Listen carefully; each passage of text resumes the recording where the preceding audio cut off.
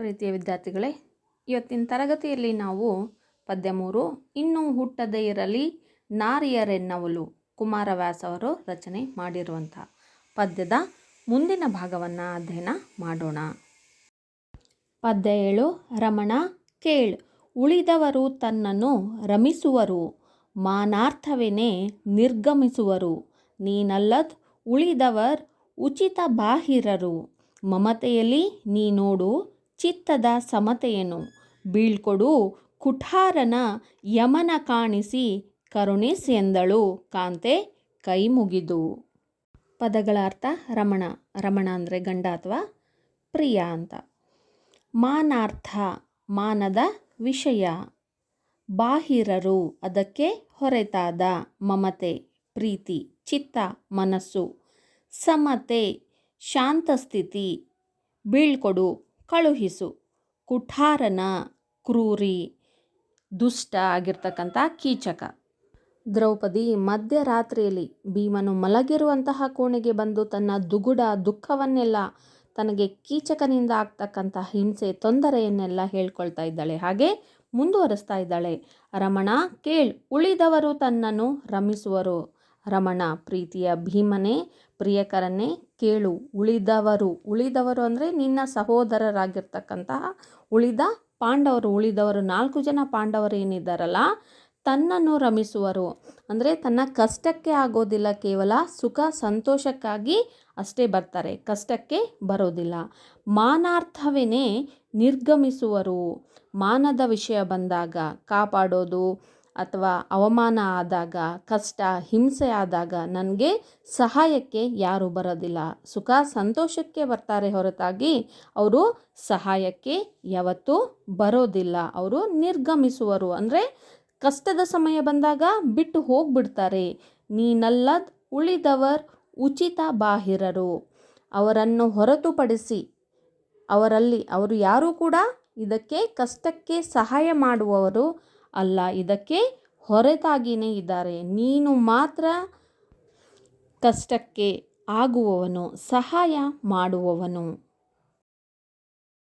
ಮಮತೆಯಲ್ಲಿ ನೀ ನೋಡು ಚಿತ್ತದ ಸಮತೆಯನ್ನು. ಪ್ರೀತಿಯಿಂದ, ಚಿತ್ತದಿಂದ ಯೋಚನೆ ಮಾಡು. ನೀನು ಪ್ರೀತಿಯಿಂದ ಯೋಚನೆ ಮಾಡು. ಒಂದು ಶಾಂತ ಸ್ಥಿತಿಯಿಂದ, ಶಾಂತ ಮನಸ್ಸಿನಿಂದ ಯೋಚನೆ ಮಾಡು. ನಾ ಹೇಳ್ತಕ್ಕಂಥದ್ದನ್ನೆಲ್ಲದನ್ನು ಯೋಚನೆ ಮಾಡು. ನೀನು ನನಗಾದ ಹಿಂಸೆ ಬಗ್ಗೆ, ನನಗಾಗಿರ್ತಕ್ಕಂತಹ ನೋವಿನ ಬಗ್ಗೆ ನೀನು ಯೋಚನೆ ಮಾಡು.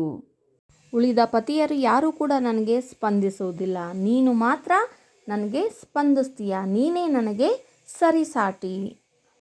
ಬೀಳ್ಕೊಡು ಕುಠಾರನ ಯಮನ ಕಾಣಿಸಿ, ನೀನು ಆ ಕುಠಾರ, ಆ ದುಷ್ಟ ಆಗಿರ್ತಕ್ಕಂಥ ನೀಚ ಕೀಚಕನನ್ನು ನೀನೇನು ಮಾಡು, ಬೀಳ್ಕೊಡು ಅಂದರೆ ಆತನನ್ನು ಕಳಿಸಿಬಿಡು, ಈ ಭೂಲೋಕದಿಂದಲೇ ಕಳಿಸಿಬಿಡು ಅಂದರೆ ಸಾಯಿಸಿಬಿಡು. ಯಮನ ಕಾಣಿಸಿ, ಈ ಭೂಲೋಕವನ್ನು ಬಿಟ್ಟು ನೀನು ಆತನನ್ನು ಎಲ್ಲಿ ಕಳಿಸು, ಯಮಲೋಕಕ್ಕೆ ನೀನು ಕಳಿಸು. ಕರುಣಿಸೆಂದಳು ಕಾಂತೆ ಕೈ ಮುಗಿದು ಕಾಂತೆಯಾಗಿರ್ತಕ್ಕಂಥ ದ್ರೌಪದಿ ಭೀಮನೆದುರು ಪರಿಪರಿಯಾಗಿ ಬೇಡ್ಕೊಳ್ತಾ ಇದ್ದಾಳೆ. ಕರುಣೆ ತೋರು ಭೀಮ, ದಯೆ ತೋರು, ನನಗೆ ಬಂದಿರತಕ್ಕಂತಹ ಸಮಸ್ಯೆಯನ್ನು ನೀನು ಬಗೆಹರಿಸು, ನೀನೊಬ್ಬನೇ ಅದಕ್ಕೆ ಸ್ಪಂದಿಸೋದು, ಬಗೆಹರಿಸೋದು ಅಂತ ಕೇಳ್ಕೊಳ್ತಾ ಇದ್ದಾಳೆ. ಪದ್ಯ 8. ಕಲಹಕಾದೊಡೆ ನಾವು ರಮಿಸುವರ್ ಉಳಿದವರು, ಬಳಿಕೇನು ಗಾದೆಯ ಬಳಕೆ ಕೆಲವರು ಗಳಿಸಿದೊಡೆ, ಕೆಲವರುಂಡು ಜಾರುವರು. ಪದಗಳ ಅರ್ಥ. ಕಲಹ ಯುದ್ಧ, ಜಗಳ. ರಮಿಸು ಸುಖ ಸಂತೋಷ. ಬಳಿಕ ಹತ್ತಿರ. ಬಳಕೆ ಉಪಯೋಗ.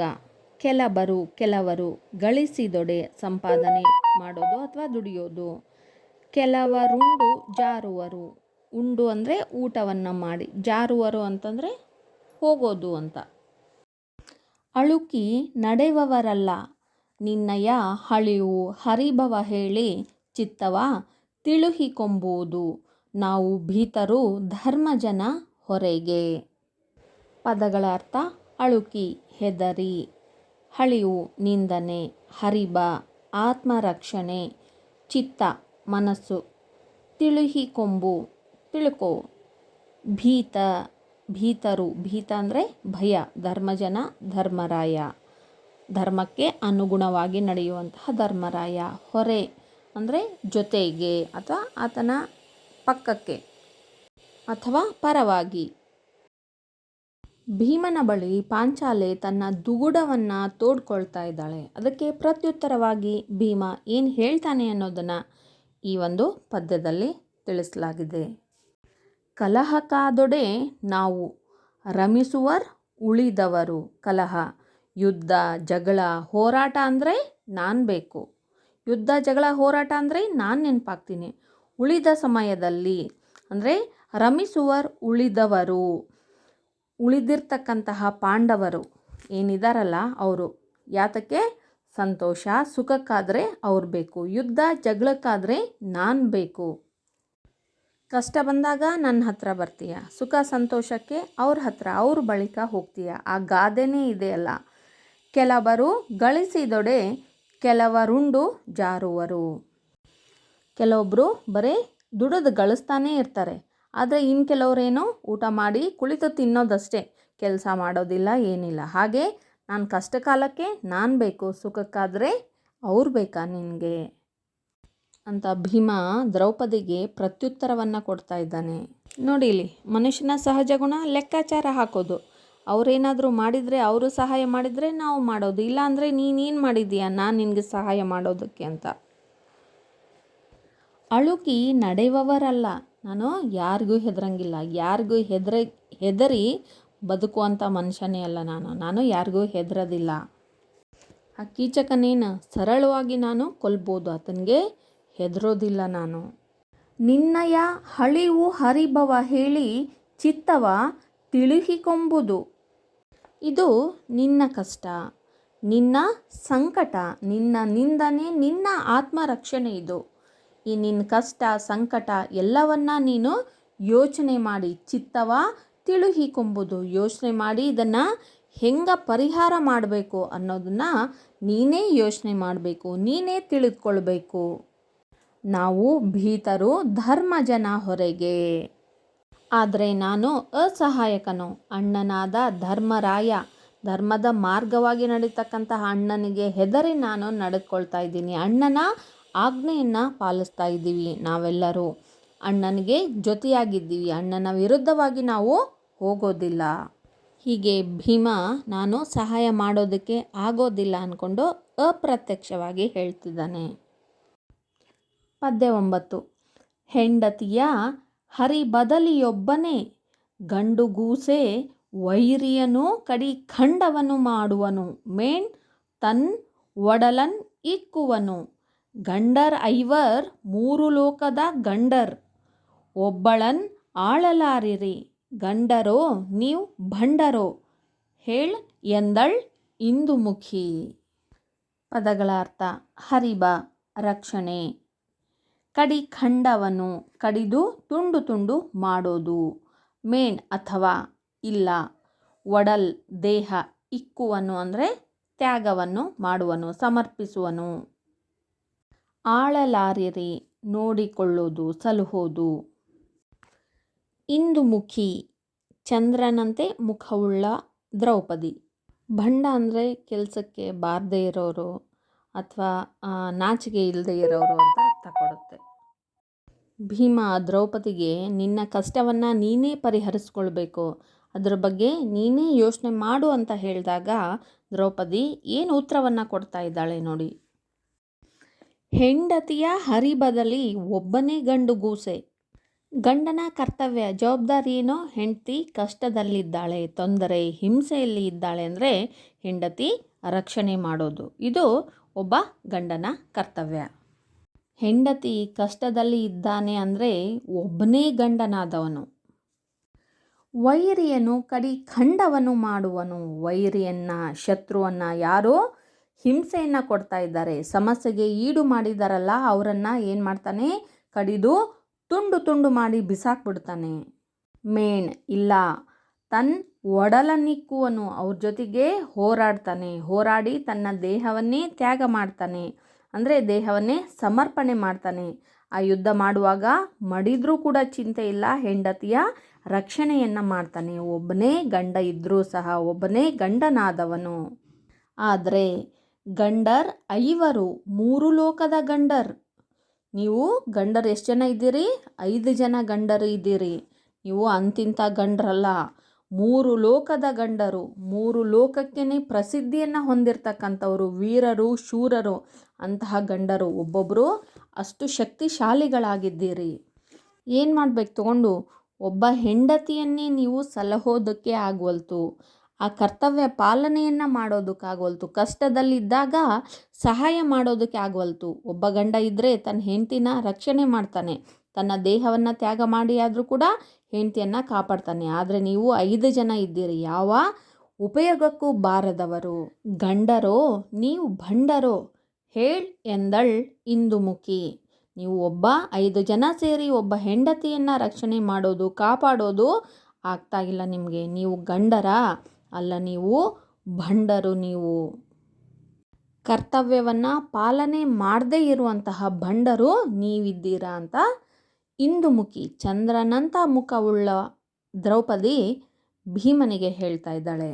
ಭೀಮ ಒಬ್ಬನೇ ತನ್ನ ಸಹಾಯಕ್ಕೆ ಬರಬಹುದು, ತನ್ನನ್ನು ಕಾಪಾಡಬಹುದು ಎನ್ನುವಂತಹ ಒಂದು ಆಸರೆ, ಆಶಾಕಿರಣ ಯಾರಲ್ಲಿತ್ತು? ಭೀಮನಲ್ಲಿತ್ತು. ಆದರೆ ಭೀಮನೇ ನೀನೇ ಯೋಚನೆ ಮಾಡು, ನಿನ್ನ ಕಷ್ಟವನ್ನು ನೀನೇ ಪರಿಹರಿಸು ಅಂತ ಹೇಳಿದಾಗ ಆ ದ್ರೌಪದಿಗೆ ಅಸಹಾಯಕಳಾಗಿ ಚಿಂತೆ, ಭಯ ಎಲ್ಲದೂ ತಲೆದೋರ್ತಾ ಇದೆ. ನಿಸ್ಸಹಾಯಕಳಾಗಿ ತನ್ನ ಗಂಡಂದಿರನ್ನು ಬೈತಿದ್ದಾಳೆ. ಪದ್ಯ 10. ಹೆಣ್ಣು ಹರಿಬಕ್ಕೋಜುಗವೇ ತಮ್ಮಣ್ಣನಾಜ್ಞೆಯ ಮೀರಿ ಕುಂತಿಯ ಚಿಣ್ಣ ಬದುಕಿದೆನೆಂದು ನುಡಿವರು ಕುಜನರಾದವರು. ಅಣ್ಣನವರಿಗೆ ದೂರುವುದು ನಾವು ಉಣ್ಣದುರಿಯುವು. ರಾಯನಾಜ್ಞೆಯ ಕಣ್ಣೆಯಲ್ಲಿ ಬಿಗಿ ಒಡೆದು ಕೆಡೆದೆವು ಕಾಂತೆ ಕೇಳೆಂದ. ಪದಗಳ ಅರ್ಥ: ಹರಿಬಕ್ಕೋಜುಗವೇ ರಕ್ಷಣೆಗಾಗಿಯೇ, ಆಜ್ಞೆ ಅಪ್ಪಣೆ, ಚಿಣ್ಣ ಅಂದರೆ ಮಗ, ಕುಜನ ಕೆಟ್ಟ ಜನ, ದೂರುವುದು ದೂರು ಅಂದರೆ ಹೇಳು. ನಾ ಉಣ್ಣದು ಉರಿಯುವು ನಾನು ಉಣ್ಣದ ತಿನ್ನದ ಊಟ ಮಾಡದ, ಉರಿ ಅಂದರೆ ಬೆಂಕಿ, ಬೆಂಕಿಯ ಕೆಂಡ ಅಂತ. ರಾಯ ಒಡೆಯ ಅಥವಾ ರಾಜ. ಕಣ್ಣಿಯಲ್ಲಿ, ಕಣ್ಣಿ ಅಂದರೆ ಬಂಧನ. ಕೆಡೆದೆವು, ಕೆಡೆ ಅಂದರೆ ಬೀಳು. ಗಂಡ ಒಬ್ಬನಿದ್ಕೊಂಡೇ ಹೆಂಡತಿಯ ರಕ್ಷಣೆಯನ್ನು ಮಾಡ್ತಾನೆ. ಆದರೆ ನೀವು 5 ಜನ ಇದ್ದು ಹೆಂಡತಿಯನ್ನು ಸಲಹೋದಕ್ಕೆ ಆಗ್ತಾ ಇಲ್ಲ ನಿಮಗೆ. ನೀವು ನಿಜವಾಗ್ಲೂ ಗಂಡರ ಅಂತ ಪ್ರಶ್ನೆಯನ್ನು ಮಾಡಿದಾಗ ಭೀಮ ಈ ರೀತಿಯಾಗಿ ಉತ್ತರವನ್ನು ನೀಡ್ತಾ ಇದ್ದಾನೆ. ಹೆಣ್ಣು ಹರಿಬಕ್ಕೋಜುಗವೇ ತಮ್ಮಣ್ಣನ ಆಜ್ಞೆಯ ಮೀರಿ ಅಂದರೆ ಹೆಣ್ಣಿನ ರಕ್ಷಣೆಗಾಗಿನೇ ನಾನು ನಿನ್ನ ಈಗ ರಕ್ಷಣೆ ಮಾಡಿಬಿಟ್ರೆ, ನಾನು ಆ ಕೀಚಕನನ್ನು ಕೊಂದುಬಿಟ್ರೆ ಏನಾಗುತ್ತೆ ನೋಡು, ದ್ರೌಪದಿಗೋಸ್ಕರ ತನ್ನ ಅಣ್ಣನ ಆಜ್ಞೆಯನ್ನು ಮೀರಿದ ಅಂತ ಜನರು ಮಾತನಾಡ್ಕೊಳ್ತಾರೆ. ಹೆಣ್ಣು ಹರಿಬಕ್ಕೋಜುಗವೇ, ಹೆಣ್ಣಿನ ರಕ್ಷಣೆಗಾಗಿಯೇ ತಮ್ಮಣ್ಣನ ಆಜ್ಞೆಯ ಮೀರಿ, ತಮ್ಮ ಅಣ್ಣನಾಗಿರ್ತಕ್ಕಂಥ ಧರ್ಮರಾಯನ ಆಜ್ಞೆಯನ್ನು ಅಪ್ಪಣೆಯನ್ನು ಮೀರಿದ್ದಾನೆ. ಕುಂತಿಯ ಚಿಣ್ಣ ಬದುಕಿದನೆಂದು ನುಡಿವರು ಕುಜನರಾದವರು. ಕೆಟ್ಟ ಜನ ಮಾತಾಡ್ಕೊಳ್ತಾರೆ, ಹಾದಿಲಿ ಬೀದಿಲಿ ಹೋಗ್ತಕ್ಕಂಥವ್ರು. ನೋಡಲ್ಲಿ ಕುಂತಿ ಪುತ್ರನಾಗಿರ್ತಕ್ಕಂತಹ ಭೀಮ ತಮ್ಮಣ್ಣ ಧರ್ಮರಾಯನ ಆಜ್ಞೆಯನ್ನೇ ಮೀರಿ ಒಬ್ಬ ಹೆಣ್ಣು ಮಗಳಿಗೋಸ್ಕರ ತಮ್ಮ ಅಣ್ಣನ ಆಜ್ಞೆಯನ್ನು ಮೀರಿದ ಅಂತ ಜನರೆಲ್ಲರೂ ಮಾತನಾಡ್ಕೊಳ್ತಾರೆ. ಇದು ನಮ್ಮ ಮನೆತನಕ್ಕೆ, ನಮ್ಮ ಹಿರಿತನಕ್ಕೆ ಗೌರವದ ಪ್ರಶ್ನೆ. ನಾನೇನು ಬಿಡು, ನನಗೇನು ಭಯ ಇಲ್ಲ, ಕೀಚಕನನ್ನು ನಾನು ಕೊಂದು ಬಿಡ್ತೀನಿ. ಆದರೆ ಧರ್ಮರಾಯನ ಆಜ್ಞೆ ಇದೆ, ಅಣ್ಣನ ಆಜ್ಞೆ ಇದೆ, ನಾವು ಅಜ್ಞಾತವಾಸದಲ್ಲಿದ್ದೀವಿ, ಅದನ್ನು ಮೀರುವಂತಿಲ್ಲ. ಅಣ್ಣನವರಿಗೆ ದೂರುವುದು, ನೀನು ಅಣ್ಣನಾಗಿರುವಂತಹ ಧರ್ಮರಾಯನಿಗೆ ಹೇಳು, ನೀನು ಆತನ ಬಳಿ ಈ ವಿಷಯ ಕುರಿತಾಗಿ ಚರ್ಚಿಸು. ನಾ ಉಣ್ಣದುರಿಯು, ನಾನು ಹೆಂಗಾಗಿದೆ ಅಂದರೆ ಪರಿಸ್ಥಿತಿ, ನನಗೆ ಕೆಂಡ, ಬಾಯಲ್ಲಿ ಕೆಂಡ ಇಟ್ಕೊಂಡ ಹಾಗೆ, ಅದು ನುಂಗಕ್ಕೆ ಆಗೋದಿಲ್ಲ. ಬಾಯಲ್ಲಿ ಕೆಂಡ ಇಟ್ಕೊಂಡ್ರೆ ಹೇಗೆ ಕೆಂಡ ಬಾಯಿಯನ್ನು ಸುಡುತ್ತೋ ಅಂತಹ ಒಂದು ಸಂದಿಗ್ಧ ಪರಿಸ್ಥಿತಿಯಲ್ಲಿ ನಾನಿದ್ದೇನೆ. ರಾಯನಾಜ್ಞೆಯ ಕಣ್ಣೆಯಲ್ಲಿ ಬಿಗಿ ಒಡೆದು ಕೆಡೆದೆವು ಕಾಂತೆ ಕೇಳೆಂದ. ನಾನು ರಾಯ ಒಡೆಯನಾಗಿರ್ತಕ್ಕಂಥ ಹಿರಿಯ ಅಣ್ಣನಾಗಿರುವಂತಹ ಧರ್ಮರಾಯನ ಆಜ್ಞೆಯಲ್ಲಿ, ಕಟ್ಟಪ್ಪಣೆಯಲ್ಲಿ ಆ ಬಂಧನಕ್ಕೆ ಒಳಗಾಗಿದ್ದೇನೆ. ಕಣ್ಣಿ ಅಂದರೆ ಬಂಧನ. ನಾನು ಅಣ್ಣನ ಬಿಗಿಯಾದ ಆಜ್ಞೆಯಲ್ಲಿ ಬಂದಿಯಾಗ್ಬಿಟ್ಟಿದ್ದೀನಿ, ಆ ಆಜ್ಞೆಯಲ್ಲಿ ಬಿದ್ದೋಗ್ಬಿಟ್ಟಿದ್ದೀನಿ. ಅಣ್ಣನ ಆಜ್ಞೆ ನನ್ನನ್ನು ಬಂಧಿಸಿ ಬಿಟ್ಟಿದೆ. ನಾನು ಅಸಹಾಯಕ, ಏನು ಮಾಡದ ಪರಿಸ್ಥಿತಿಯಲ್ಲಿ ಇದ್ದೇನೆ. ನೀನು ಹಾಗಾಗಿ ಅಣ್ಣನ ಬಳಿಯಲ್ಲಿ ಮಾತನಾಡು ಎಂದು ಹೇಳಿ ದ್ರೌಪದಿಯನ್ನು ಸಮಾಧಾನ ಪಡಿಸ್ತಾನೆ. ಪದ್ಯ 11. ಇನ್ನು ಹುಟ್ಟದೇ ಇರಲಿ ನಾರಿಯರ್ ಎನ್ನವಲು ಭಂಗಿತರು ಭುವನದೊಳ್ ಇನ್ನು ಜನಿಸಲು ಬೇಡ ಗಂಡಸರು ಭೀಮಸನ್ನಿಭರು ಎನ್ನವೋಲ್ ಪಾಂಡವರವೋಲ್ ಸಂಪನ್ನ ದುಃಖಿಗಳ್ ಆರ್ ನವೆದರು ಮುನ್ನಿನವರೊಳಗೆಂದು ದ್ರೌಪದಿ ಹಿರಿದು ಹಲುಬಿದಳು.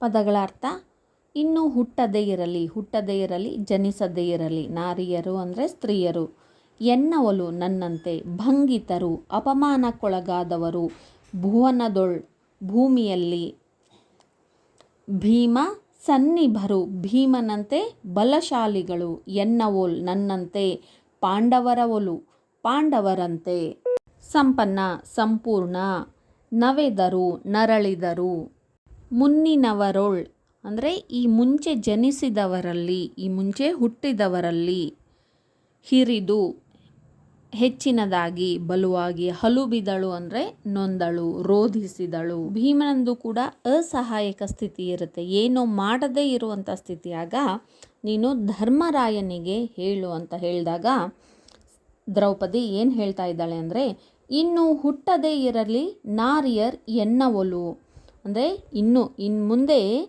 ಹುಟ್ಟಲೇಬಾರ್ದು ನಾರಿಯರು, ಹೆಣ್ಮಕ್ಳು ನನ್ನ ಥರ ಭಂಗಿತರು, ನನ್ನ ಥರ ಅವಮಾನವನ್ನು ಅಪಮಾನವನ್ನು ಅನುಭವಿಸಿರುವಂತಹ ಹೆಣ್ಮಕ್ಳು ಇನ್ನು ಮುಂದೆ ಹುಟ್ಟಲೇಬಾರದು. ಭುವನದೊಳಿನ್ನು ಈ ಭೂಮಿಯ ಮೇಲೆ ಇನ್ನು ಮುಂದೆ ಹುಟ್ಟಲೇಬಾರ್ದು.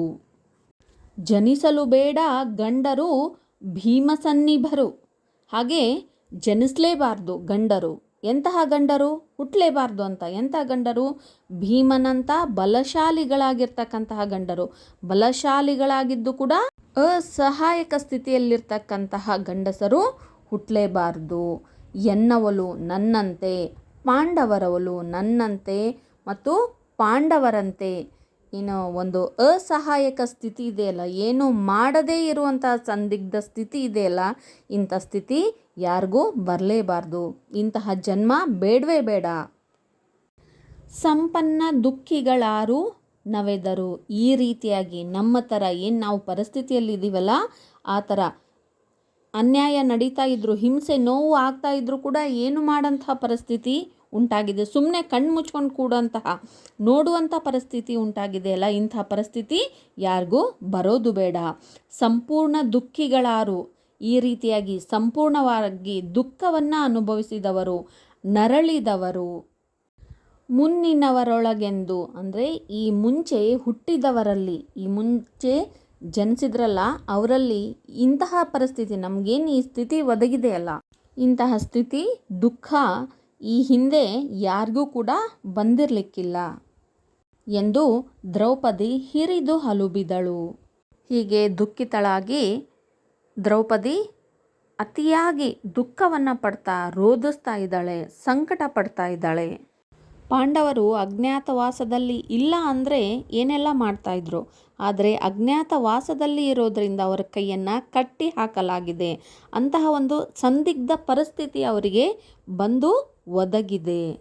ಅದಕ್ಕೆ ದ್ರೌಪದಿ ಇಂಥ ಸ್ಥಿತಿ ಯಾರಿಗೂ ಬರಬಾರ್ದು. ಇಂತಹ ಬಲಶಾಲಿಗಳು, ಪರಾಕ್ರಮಿಗಳು, ಸಂದಿಗ್ಧ ಪರಿಸ್ಥಿತಿಯಲ್ಲಿ ಇರ್ತಕ್ಕಂತಹ ಬಲಶಾಲಿಗಳು ಹುಟ್ಟಲೇಬಾರ್ದು. ಹೆಣ್ಮಕ್ಳು ಕೂಡ ಹುಟ್ಟಲೇಬಾರ್ದು. ನನ್ನಷ್ಟು ಅವಮಾನಕ್ಕೆ ಒಳಪಡ್ತಕ್ಕಂಥ ಹೆಣ್ಮಕ್ಳು ಕೂಡ ಹುಟ್ಟಲೇಬಾರ್ದು ಅಂದ್ಕೊಂಡು ಪರಿಯಾಗಿ ನರಳ್ತಾ ಇದ್ದಾಳೆ. ಪದ್ಯ 12. ಮಂದೆಗೆಳಿಸಿದ ಪಾಪಿ ಕೌರವನ್ ಅಂದು ಮುಂದಲೆವಿಡಿದು ಸೈಂಧವ ಬಂದು ಬಳಿಕ್ ಅರಣ್ಯವಾಸದೊಳ್ ಎನ್ನನ್ ಎಳೆದೊಯ್ದ ಇಂದು ಕೀಚಕ ನಾಯ ಕಾಲಲಿ ನೊಂದೆ ನಾನ್ ಈ 3 ಬಾರಿಯೇ ಬಂದ ಭಂಗವೇ ಸಾಕ್ ಎನ್ನುತ್ತಾ ಬಸವಳಿದಳ್ ಇಂದುಮುಖಿ. ಪದಗಳ ಅರ್ಥ: ಮಂದೆ ಗೆಳೆಸಿದ.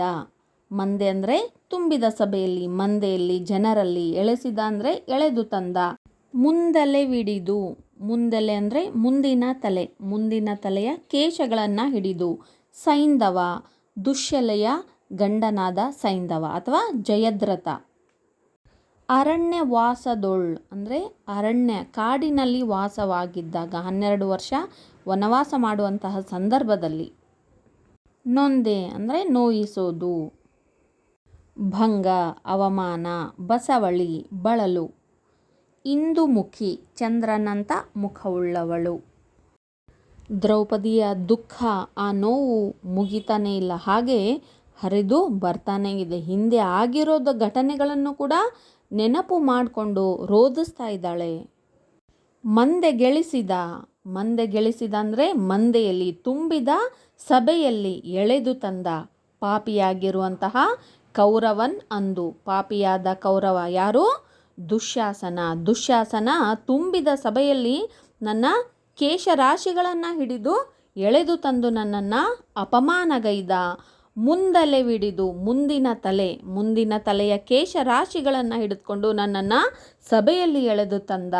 ಸೈಂಧವ ಬಂದು ಬಳಿಕ ಅರಣ್ಯವಾಸದೊಳ್ ಎನ್ನನ್ ಎಳೆದೊಯ್ದ.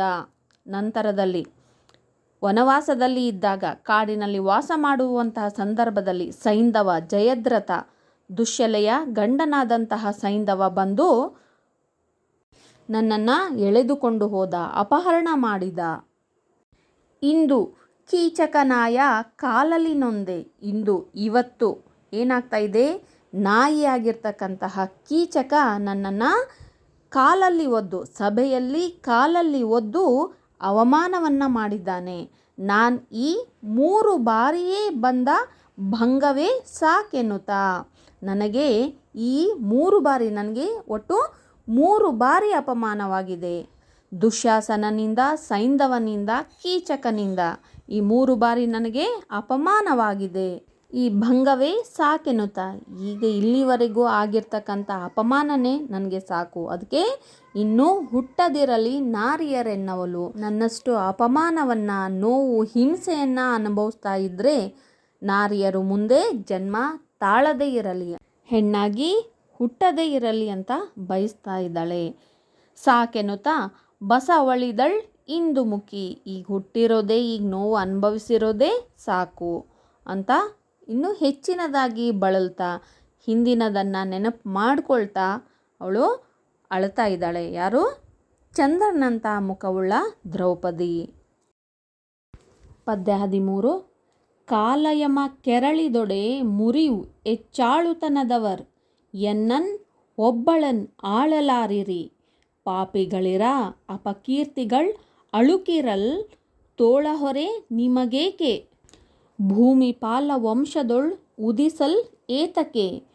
ಕೂಳುಗೇಡಿಂಗ್ ಒಡಲ ಹೊರೆವಿರಿ ಎಂದಳ್ ಇಂದುಮುಖಿ. ಕಾಲಯಮ ಕೇಳಿದೊಳ್ ಮುರಿವು, ಮುರಿವೆ. ಮುರಿವೆ ಅಂತಂದ್ರೇನು? ಮುರಿದು ಹಾಕು ಅಥವಾ ಸೋಲಿಸು. ಹೆಚ್ಚಾಳುತನದವರ್ ಅಂದರೆ ಬಿಲ್ವಿದ್ದೆ, ಜಾಣ್ಮೆ, ಬಲ ಹೊಂದಿರುವವರು. ಎನ್ನನ್ ಒಬ್ಬಳನ್ ಆಳಲಾರಿರಿ. ನನ್ನ ಒಬ್ಬಳನ್ನೇ ಸಾಕೋದಕ್ಕೆ, ರಕ್ಷಣೆ ಮಾಡೋದಕ್ಕೆ ನಿಮಗೆ ಆಗೋದಿಲ್ಲ. ಪಾಪಿಗಳಿರೇ ಅಪಕೀರ್ತಿಗಳ್ ಅಳುಕಿರಲ್. ಅಪಕೀರ್ತಿ ಅಂದರೆ ಗೌರವ, ಮಾನಹಾನಿ. ಅಳುಕು ಅಂದರೆ ಭಯ. ತೋಳ ಹೊರೆ ಅಂದರೆ ತೋಳ ಭಯ. ಭೂಮಿ ಪಾಲ, ಭೂಮಿಯನ್ನು ಪಾಲನೆ ಮಾಡ್ತಕ್ಕಂಥವ್ರು ಅಂದರೆ ರಾಜವಂಶದಲ್ಲಿ ಹುಟ್ಟಿರುವವರು. ಉದಿಸಲ್ ಅಂದರೆ ಹುಟ್ಟಿರುವವರು ಅಂತ, ಉದಿಸಲು, ಹುಟ್ಟಿರಲು.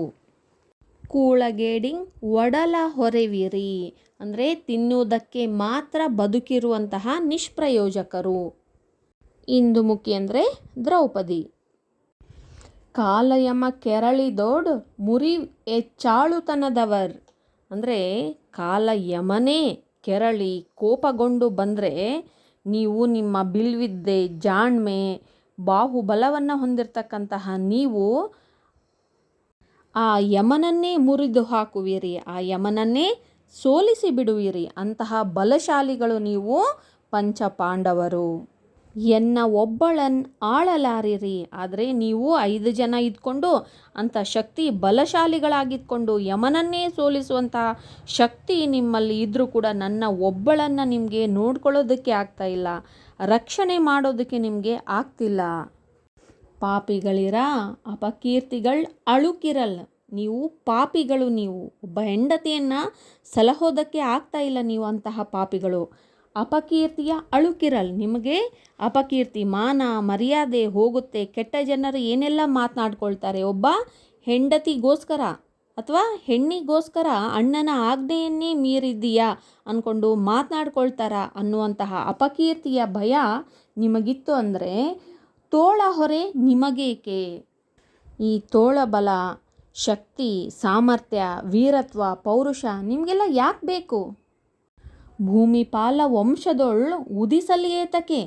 ಈ ಭೂಮಿಯನ್ನು ಪಾಲಿಸುವಂತಹ, ರಕ್ಷಣೆ ಮಾಡುವಂತಹ, ಎಲ್ಲರನ್ನ ಸಲಹುವಂತಹ ರಾಜವಂಶದಲ್ಲಿ ಯಾಕೆ ಹುಟ್ಟಿದ್ರಿ ನೀವು? ನನ್ನ ಒಬ್ಬಳನ್ನು ನೀವು ರಕ್ಷಣೆ ಮಾಡೋದಕ್ಕೆ ಅಸಮರ್ಥರಾಗಿದ್ದೀರಾ. ಕೂಳುಗೇಡಿಂಗೊಡಲ ಹೊರೆವಿರಿ. ನಿಮಗೆ ಕೂಳು, ಊಟ ಅನ್ನೋದು ಒಡಲ ಅಂದರೆ ಹೊಟ್ಟೆಗೆ ಹೊರೆ. ನಿಮಗೆ ಹೊಟ್ಟೆಗೆ ಹೊರೆ. ಸುಮ್ಮನೆ ನಿಮಗೆ ಊಟ ದಂಡ ಇಲ್ಲ. ನೀವು ತಿನ್ನೋದಕ್ಕಾಗಿ ಅಷ್ಟೇ ಜನ್ಮಿಸಿದ್ದೀರಿ. ಯಾವ ಕೆಲಸ ಕಾರ್ಯಗಳನ್ನು ಮಾಡೋದಿಲ್ಲ, ಯಾವ ಜವಾಬ್ದಾರಿಯನ್ನು ನೀವು ನಿರ್ವಹಿಸೋದಿಲ್ಲ. ತಿನ್ನೋದಕ್ಕಾಗಿಯೇ ನೀವು ಬದುಕಿದ್ದೀರಿ. ನೀವು ನಿಷ್ಪ್ರಯೋಜಕರು ಅಂತ ಹೇಳ್ತಾ ಇದ್ದಾಳೆ. ಯಾರು? ಇಂದು ಮುಖಿಯಾದ ದ್ರೌಪದಿ.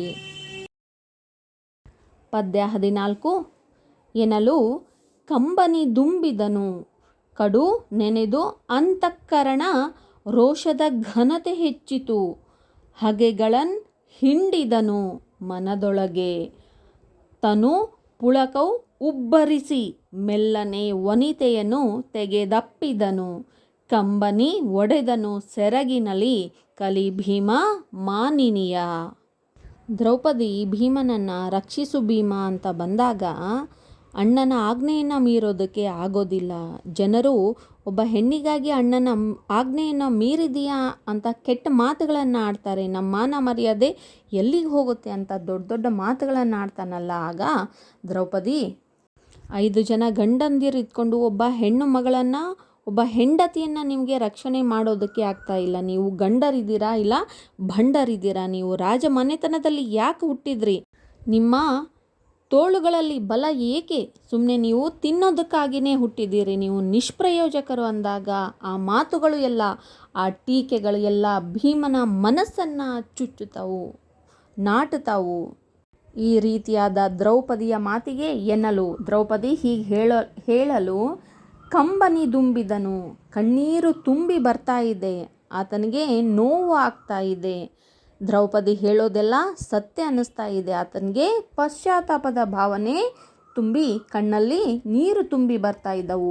ದ್ರೌಪದಿ ಹೇಳಿರುವಂತಹ ಎಲ್ಲ ಮಾತುಗಳನ್ನು, ನಡೆದ ಘಟನೆಗಳನ್ನು ನೆನಪು ಮಾಡಿಕೊಂಡು ಭೀಮನಿಗೆ ಅತಿಯಾಗಿ ನೋವು ಆಗ್ತಾ ಇದೆ. ಮನಸ್ಸಿಗೆ, ಆತ್ಮಕ್ಕೆ ಸಂಕಟ ಆಗ್ತಾ ಇದೆ, ಘಾಸಿ ಆಗ್ತಾ ಇದೆ.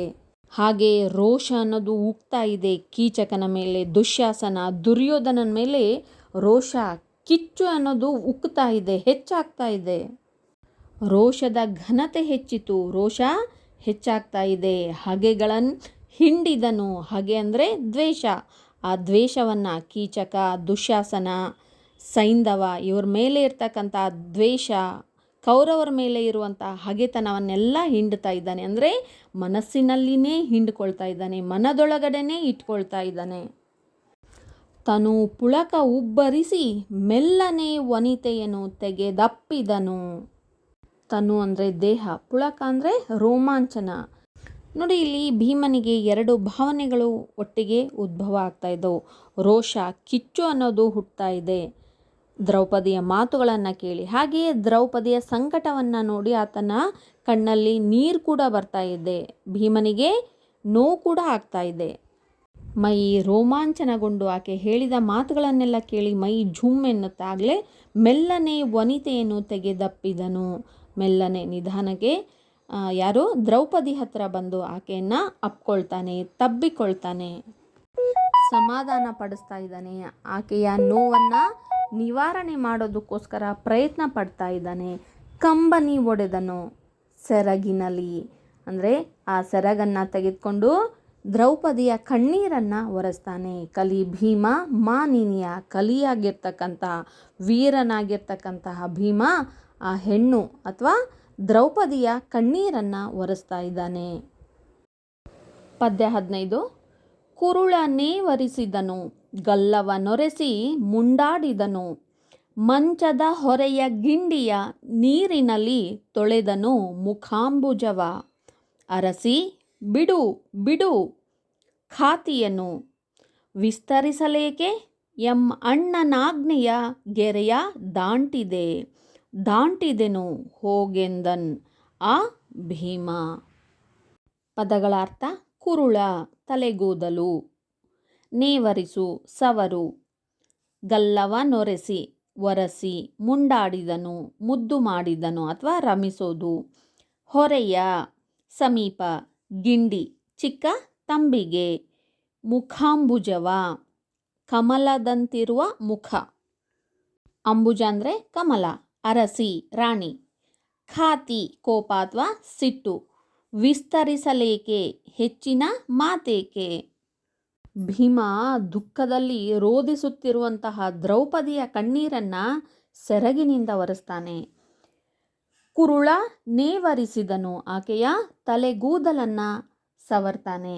ಗಲ್ಲವ ನೊರೆಸಿ ಮುಂಡಾಡಿದನು, ಕಣ್ಣೀರಿನ ತೇವದಿಂದ ಕೂಡಿರ್ತಕ್ಕಂತಹ ಆಕೆಯ ಗಲ್ಲವನ್ನು ಒರೆಸಿ ಅವಳನ್ನು ಪ್ರೀತಿಯಿಂದ ಸಮಾಧಾನ ಪಡಿಸ್ತಾನೆ. ಮುಂಡಾಡಿದನು ಅಂದರೆ ಮುದ್ದಾಡು ಅಥವಾ ಸಮಾಧಾನ ಪಡಿಸು ಅಂತ. ಹೊರೆಯ ಗಿಂಡಿಯ ನೀರಲ್ಲಿ ತೊಳೆದನು ಮುಖಾಂಬುಜವ, ಮಂಚದ ಸಮೀಪ ಇರುವಂತಹ ಒಂದು ಚಿಕ್ಕ ತಂಬಿಗೆಯ ನೀರಲ್ಲಿ, ಆ ಚಿಕ್ಕ ತಂಬಿಗೆಯಲ್ಲಿ ಇರ್ತಕ್ಕಂತಹ ನೀರಲ್ಲಿ ದ್ರೌಪದಿಯ ಮುಖ ಕಮಲದಂತೆ ಇರುವಂತಹ ಮುಖವನ್ನು ತೊಳಿತಾನೆ. ಕಣ್ಣೀರಿನಿಂದ ಒದ್ದೆ ಆಗಿರುತ್ತಲ್ಲ, ಹತ್ತು ಮುಖ ಬಾಡೋಗಿರುತ್ತಲ್ಲ, ಅದಕ್ಕೆ ನೀರಿನಿಂದ ಮುಖವನ್ನು ತೊಳಿತಾನೆ. ಅರಸಿ ಬಿಡು ಬಿಡು ಖಾತಿಯನ್ನು, ಅರಸಿ ಅಂದರೆ ರಾಣಿಯಾಗಿರ್ತಕ್ಕಂಥ ದ್ರೌಪದಿಯೇ, ಇನ್ನು ಬಿಟ್ಟು ಬಿಡು, ನೀನು ಚಿಂತೆ ಮಾಡಬೇಡ, ಸಿಟ್ಟು ಕೋಪ ಎಲ್ಲವನ್ನು ನೀನು ತ್ಯಜಿಸಿಬಿಡು. ವಿಸ್ತರಿಸಲೇಕೆ, ಯಾಕೆ ನೀನು ವಿಸ್ತಾರ ಮಾಡಿ ಹೇಳ್ತಾ ಇದ್ದೀಯಾ? ಹೆಚ್ಚಿನ ಮಾತು ಬೇಡ, ನೀನು ಹೆಚ್ಚಿಗೆ ಹೇಳುವಂತಹ ಅವಶ್ಯಕತೆ ಇಲ್ಲ, ನನಗೆ ಎಲ್ಲವೂ ಅರ್ಥ ಆಗಿದೆ. ಅಣ್ಣನ ಆಜ್ಞೆಯ ಗೆರೆಯ ದಾಂಟಿದೆನು ಹೋಗ್ ಎಂದನ್ ಆ ಭೀಮ. ನಾನು ನಮ್ಮ ಅಣ್ಣನ ಆಜ್ಞೆಯನ್ನು, ಆ ಗೆರೆಯನ್ನು, ಬಂಧನವನ್ನು ಏನಿದೆ ಅಲ್ಲ, ಆ ಬಂಧನ ಗೆರೆಯನ್ನು ದಾಟಿದೆ. ಅಂದರೆ ನಾನು ಆ ಕೀಚಕನಿಗೆ ಬುದ್ಧಿಯನ್ನು ಕಲಿಸುವೆ, ಮತ್ತೊಮ್ಮೆ ನಿನ್ನನ್ನು ಕಣ್ಣೆತ್ತಿ ನೋಡದ ಹಾಗೆ ಮಾಡುವೆ. ಈಗ ಚಿಂತಿಸಬೇಡ, ನೀನು ಹೋಗು, ನಿನ್ನ ಕೋಣೆಗೆ ಮರಳು ಅಂತ ಭೀಮ ದ್ರೌಪದಿಗೆ ಸಮಾಧಾನವನ್ನು ಪಡಿಸ್ತಾನೆ. ಪದ್ಯ 16, ಕೊನೆಯ ಪದ್ಯ. ಬಸುರ ಬಗೆವೆನು ಕೀಚಕನ ನಸು ಮಿಸುಕಿದೊಡೆ ವೈರಾಟ ವಂಶದ ಹೆಸರ ತೊಡೆವೆನು ನಮ್ಮ ನರಿದೊಡೆ ಕೌರವ ವ್ರಜವ ಕುಸುರಿದರಿವೆನು ಭೀಮ ಕಷ್ಟವ ನೆಸಗಿದೆನು ಹಾಯಿ ಎಂದರಾದೊಡೆ ಮುಸುಡನ್ ಅಮರಾದ್ರಿಯಲ್ಲಿ ತೇವೆನು ದೇವ ಸಂತತಿಯ. ಪದಗಳ ಅರ್ಥ: ಬಸುರ ಹೊಟ್ಟೆ, ಬಗೆವೆ ಸೀಳುವೆ, ನಸು ಸ್ವಲ್ಪ, ಮಿಸುಕು ಅಲುಗಾಡು, ವೈರಾಟ ವಂಶ ವೈರಾಟ ಮನೆತನ, ಹೆಸರ ತೊಡೆವನು ಹೆಸರನ್ನೇ ಅಳಿಸಿ ಹಾಕುವೆ, ನಮ್ಮ ನರಿದೊಡೆ ಅಂದರೆ ಅಜ್ಞಾತವಾಸದಲ್ಲಿರುವ ನಮ್ಮನ್ನು ಗುರುತಿಸಿದ್ರೆ, ಕೌರವ ವ್ರಜವ ಕೌರವ ಸಮೂಹವನ್ನೇ ಕುಸುರಿದರಿವೆನು, ಕುಸುರೋದಂದರೆ ಚೂರು ಚೂರಾಗಿ ಕತ್ತರಿಸೋದು, ಕಷ್ಟವ ಭೀಮ ಕಷ್ಟವ, ಭೀಮ ತಪ್ಪು ಮಾಡ್ಯಾನ, ಕೆಟ್ಟ ಕೆಲಸವನ್ನು ಮಾಡ್ಯಾನ, ಎಸಗಿದನು ಎಸಗು ಅಂದರೆ ಮಾಡು, ಹಾ ಎಂದರಾದೊಡೆ ಅಯ್ಯೋ ಭೀಮ ಕೆಟ್ಟ ಕೆಲಸವನ್ನು ಮಾಡಿದ್ದ ಅಂತಂದು ಹೇಳಿದರೆ, ಮುಸುಡ ಅಂದರೆ ಮುಖ, ಮುಸುಡಿ ಅಂತ, ಅಮರಾದ್ರಿಯಲ್ಲಿ ಅಮರಾದ್ರಿ ಎನ್ನುವಂಥ ಬೆಟ್ಟ, ತೇವೆನು ತಿಕ್ಕುವೆನು ತಿಕ್ಕಿ ಹಾಕುವೆ, ಜಜ್ಜಿ ಬಿಡುವೆ, ದೇವ ಸಂತತಿಯ ಅಂದರೆ ದೇವ ಗಣವನ್ನೇ, ದೇವತೆಗಳ ಗುಂಪನ್ನೇ ಅಂತ. ಭೀಮ ದ್ರೌಪದಿಗೆ ಸಮಾಧಾನ ಪಡಿಸೋದರ ಜೊತೆಗೆ ಆಶ್ವಾಸನೆಯನ್ನು ಕೊಡ್ತಾ ಇದ್ದಾನೆ. ಅವರನ್ನು ನಾಶ ಮಾಡಿಬಿಡ್ತೀನಿ ಅನ್ನೋದನ್ನು ಈ ಪದ್ಯದಲ್ಲಿ ಹೇಳಲಾಗಿದೆ. ಬಸುರ ಬಗೆವೆನು ಕೀಚಕನ. ಆ ಕೀಚಕನ, ಬಸುರ ಅಂದರೆ ಹೊಟ್ಟೆ, ಬಗೆಯೋದಂದರೆ ಸೀಳೋದು. ಆ ಕೀಚಕನ ಹೊಟ್ಟೆಯನ್ನು ಸೀಳಿ ಹಾಕ್ಬಿಡ್ತೀನಿ. ನಸು ಮಿಸುಕಿದೊಡೆ ವೈರಾಟ ವಂಶದ ಹೆಸರ ತೊಡೆವೆನು. ಅಷ್ಟೇ ಅಲ್ಲದೆ ಆತನ ವಂಶಜರು ಯಾರಾದರೂ ಆತನ ಸಹಾಯಕ್ಕೆ ಬಂದರೆ, ಅವರು ಇಲ್ಲ ಕೀಚಕ ಸ್ವಲ್ಪ ಆದರೂ ಮಿಸುಗಾಡಿದರೆ, ಅಲುಗಾಡಿದರೆ, ಕಿಮಿಕ್ ಅಂದರೆ ಇಡೀ ವೈರಾಟ ವಂಶದ ಹೆಸರನ್ನೇ ಅಳಿಸಿ ಹಾಕುವೆ, ಅಂದರೆ ಅವರ ವಂಶವನ್ನೇ ನಿರ್ವಂಶ ಮಾಡಿಬಿಡ್ತೀನಿ. ನಮ್ಮ ನರಿದೊಡೆ ಕೌರವ ವ್ರಜವ ಕುಸುರಿದರಿವೆನು. ಒಂದು ವೇಳೆ ಕೀಚಕನನ್ನು ವಧೆ ಮಾಡಿರೋದು ವಿಷಯ ಏನಾದರೂ ಕೌರವರಿಗೆ ತಿಳಿದು ಅವರು ನಮ್ಮ ಅಜ್ಞಾತವಾಸದಲ್ಲಿ ಇರೋದನ್ನು ಗುರುತಿಸಿದ್ರೆ, ಒಂದು ವೇಳೆ ಗುರುತಿಸಿದರೆ ಆ ಕೌರವ ಸಮೂಹವನ್ನೇ ತುಂಡು ತುಂಡಾಗಿ ಕತ್ತರಿಸಿ ಹಾಕ್ಬಿಡ್ತೀನಿ. ಭೀಮ ಕಷ್ಟವನೆಸಗಿದನು ಹಾಯ್ ಎಂದರಾದೊಡೆ. ಈ ಕೀಚಕನನ್ನು ವಧೆ ಮಾಡಿರೋದು, ಕೀಚಕನನ್ನು ಸೀಳಿ ಹಾಕಿರೋದನ್ನು ನೋಡಿ ಏನಾದರೂ ಭೀಮ ತಪ್ಪು ಕೆಲಸವನ್ನು ಮಾಡಿಬಿಟ್ಟಾನ, ಭೀಮ ಕೆಟ್ಟ ಕೆಲಸವನ್ನು ಮಾಡಿಬಿಟ್ಟಾನ, ಹೀಗ ಮಾಡಬಾರ್ದಾಗಿತ್ತು ಅಂತ ಏನಾದರೂ ಹೇಳಿದರೆ, ಯಾರು? ದೇವ ಸಂತತಿ, ದೇವತೆಗಳು. ಮುಸುಡನ್ ಅಮರಾದ್ರಿಯಲ್ಲಿ ತೇವೆನು. ಆ ದೇವತೆಗಳ ಮುಸುಡಿಯನ್ನು, ಮುಖವನ್ನೇ ಅಮರಾದ್ರಿ ಬೆಟ್ಟಕ್ಕೇ ತಿಕ್ಕಿ ಬಿಡ್ತೀನಿ, ತಿಕ್ಕಿ ಜಜ್ಜಿ ಹಾಕಿಬಿಡ್ತೀನಿ ಅವರನ್ನು. ನೀನು ಚಿಂತೆ ಮಾಡಬೇಡ, ಎಂತಹ ಪರಿಸ್ಥಿತಿ ಎದುರಾದರೂ ಕೂಡ, ದೇವತೆಗಳೇ ಏನಾದರೂ ಅಂದ್ಕೊಳ್ಳಿ, ಆ ವಂಶಜರು ಬರಲಿ, ಕೀಚಕನ ವಂಶಜರು ಬರಲಿ, ಇಲ್ಲ ಕೌರವರು ಅಜ್ಞಾತವಾಸದಲ್ಲಿರ್ತಕ್ಕಂಥ ನಮ್ಮನ್ನು ಗುರುತಿಸಲಿ, ಏನು ಮಾಡಿದರೂ ಕೂಡ ಆ ಕೀಚಕನನ್ನು ಬಿಡೋದಿಲ್ಲ. ನೀನು ಚಿಂತಿಸಬೇಡ, ನಮ್ಮಣ್ಣನ ಆಜ್ಞೆ ಏನು ಬಂಧನ ಕಟ್ಟುಪಾಡು ಇದೆಯಲ್ಲ, ಗೆರೆ ಇದೆಯಲ್ಲ, ಆ ಬಂಧನವನ್ನು ಕಟ್ಟುಪಾಡು ಎಲ್ಲವನ್ನ ದಾಟಿ ನಾನು ಕೀಚಕನ ವಧೆಯನ್ನು ಮಾಡ್ತೀನಿ ಎಂದು ಆಶ್ವಾಸನೆಯನ್ನು ಭೀಮ ದ್ರೌಪದಿಗೆ ಕೊಟ್ಟು, ನೀನು ಈಗ ಮರಳಿ ನಿನ್ನ ಕೋಣೆಗೆ ಹೋಗು ಅಂತ ಕಳಿಸಿಕೊಡ್ತಾನೆ. ಅರ್ಥ ಆಯ್ತಲ್ಲ ವಿದ್ಯಾರ್ಥಿಗಳೇ? ಕೇಳಿದ್ರಲ್ಲ, ಎಷ್ಟೊಂದು ರೋಮಾಂಚನವನ್ನು ಹುಟ್ಟಿಸುವಂತಹ ಸಾಹಿತ್ಯ ಇದು. ನಾವು ಹೇಳ್ತಾ ಕೇಳ್ತಾ ಸಂಪೂರ್ಣವಾಗಿ ಅದರಲ್ಲಿನೇ ಮುಳುಗಿ ಹೋಗ್ಬಿಡ್ತೀವಿ. ಈ ಸಾಹಿತ್ಯ ಕಷ್ಟಕರ ಏನಿಲ್ಲ, ಅತ್ಯಂತ ಸರಳವಾಗಿದೆ ಮತ್ತು ಅದಕ್ಕಿಂತ ಹೆಚ್ಚಾಗಿ ಇಂಟ್ರೆಸ್ಟ್ ಆಗಿದೆ. ಸೊ ಸರಿಯಾಗಿ ಓದಿ ನೋಟ್ಸ್ ಮಾಡಿ, ನಿಮ್ಮ ಎಕ್ಸಾಮ್ಗೆ ಹೆಲ್ಪ್ ಆಗುತ್ತೆ. ಮುಂದಿನ ತರಗತಿಯಲ್ಲಿ ಮತ್ತೆ ಭೇಟಿಯಾಗೋಣ. ನಮಸ್ಕಾರ.